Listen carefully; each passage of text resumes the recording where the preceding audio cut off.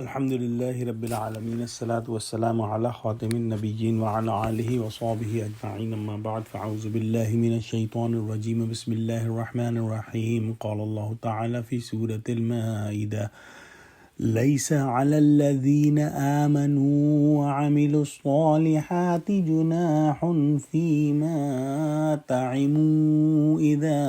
ما اتقوا وآمنوا وعملوا الصالحات ثم اتقوا وآمنوا ثم اتقوا وأحسنوا واللہ یحب المحسنین۔ ترجمہ: جو لوگ ایمان لائے اور نیک کام کرتے رہے ان پر ان چیزوں کا کچھ گناہ نہیں جو وہ کھا چکے، جبکہ انہوں نے پرہیز کیا اور ایمان لائے اور نیک کام کیے، پھر پرہیز کیا اور ایمان لائے، پھر پرہیز کیا اور نیکوکاری کی، اور خدا نیکوکاروں کو دوست رکھتا ہے۔ کسی شے کے حرام ہونے کے قطعی حکم سے آنے سے پہلے جو کچھ کھایا پیا گیا اس کا کوئی گناہ نہیں۔ گناہ تو احد کے پہاڑ کے برابر بھی ہوں تو سچی توبہ سے بالکل صاف ہو جاتے ہیں۔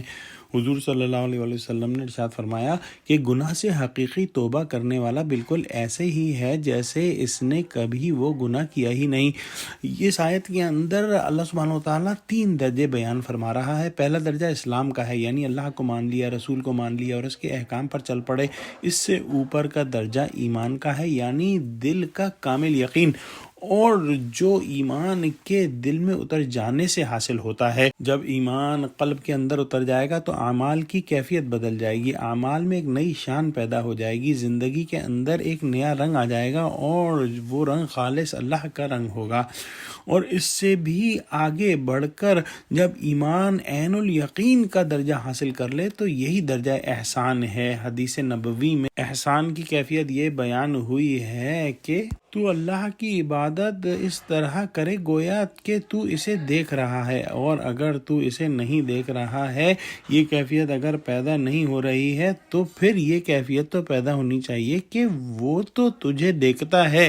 گویا یہ دوسرا والا جو ہے احسان کا کمتر درجہ ہے، یعنی اللہ سبحانہ تعالیٰ کی بندگی اس طرح سے کرو، اس طرح سے اس کے لیے جہاد کرو، اس طرح سے راہ میں اس کی بھاگ دوڑ کرو، اور اس میں تقوی کی کیفیت ایسی ہو جائے کہ جیسے ہم اللہ سبحانہ وتعالیٰ کو اپنی آنکھوں سے دیکھ رہے ہوں، یا پھر اس سے کمتر درجہ کہ ہمیں یہ یقین ہو جائے کہ ہر وقت اللہ سبحانہ وتعالیٰ ہمیں دیکھ رہا ہے۔ اور اگر یہ درجہ حاصل ہو جائے ان میں سے کوئی بھی تو پھر سوچئے کہ اعمال کس قدر اچھے ہو جائیں گے۔ اس آیت پہ تدبر کریں تو اندازہ ہوگا کہ شروع میں ایمان اور عمل صالح ساتھ ساتھ آئے، اس کے بعد جو ہے تقوی، ایمان اور عمل صالح ساتھ ساتھ آئے، اس کے بعد جب مزید تقوی بڑھا اور مزید ایمان دل کے اندر پیدا ہو گیا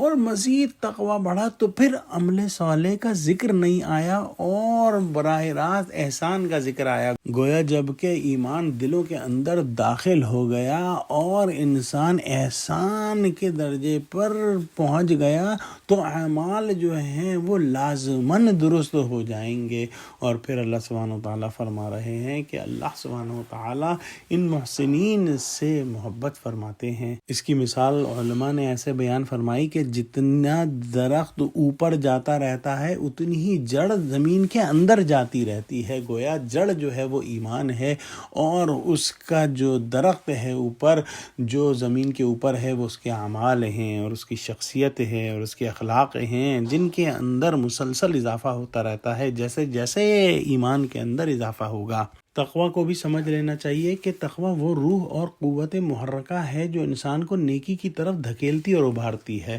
لہٰذا اس آیت کے اندر تقوی کی تکرار کا مفہوم یوں ہے کہ تقوی نے آپ کو بیس لائن سے اوپر اٹھایا اور اب آپ ایمان اور عمل صالح میں ایک امتیازی رنگ کے ساتھ شامل ہوئے، پھر تقوی میں مزید اضافہ ہوا اور تقوی نے آپ کو مزید اوپر اٹھایا تو اب آپ کے دل میں یقین والا ایمان پیدا ہو گیا، چنانچہ پھر عمل صالح کا الگ سے ذکر نہیں آیا، کیونکہ جب ایمان دل کے اندر داخل ہو گیا تو پھر اعمال خود بخود درست ہو گئے اور انسان احسان کی منزل پر فائز ہو گیا۔ اس صورت میں آیت نمبر 71 میں ہم نے اس کا الٹ یا اس کا تقابل بھی پڑھا ہے، جو کہ یہود کے بارے میں بیان ہوا کہ وہ حق کو دیکھتے تھے اور سمجھتے تھے اور اس پر اندھے بہرے ہو گئے، اللہ نے انہیں ڈھیل دی تو اس پر وہ اور اندھے بہرے ہو گئے، اللہ نے مزید ڈھیل دی تو وہ اور زیادہ اندھے بہرے ہو گئے۔ لہٰذا گمراہی میں بھی انسان بڑھتا ہی چلا جاتا ہے جیسے ایمان کے اندر بڑھتا چلا جاتا ہے۔ دعا کرتے ہیں کہ اللہ سبحانہ وتعالی ہم کو قرآن کا فہم عطا فرمائے، آمین۔ وآخر دعوانا الحمدللہ رب العالمین۔ السلام علیکم ورحمۃ اللہ وبرکاتہ۔